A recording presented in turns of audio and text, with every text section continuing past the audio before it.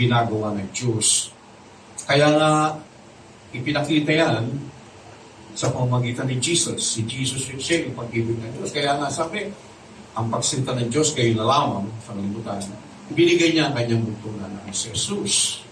Kaya ang pag-ibig ng Diyos ay lalo niya pang ipinakita sa akin, ipinadaman niya sa akin, ipinaranas niya sa akin sa pamamagitan ng kanyang anak na si Jesus. Dahil si Jesus ang talagang mag-aalis, mag-aayos at iano niya ulit ang kanilang maranasan. At ang pasimula ay ang pananampalataya kay Jesus.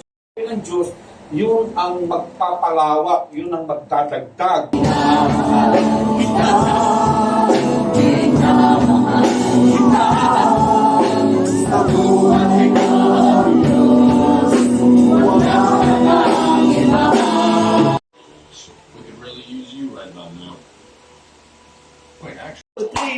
Happy birthday, Alden.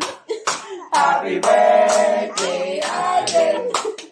Happy birthday, happy birthday, happy birthday. Siya na maglaw.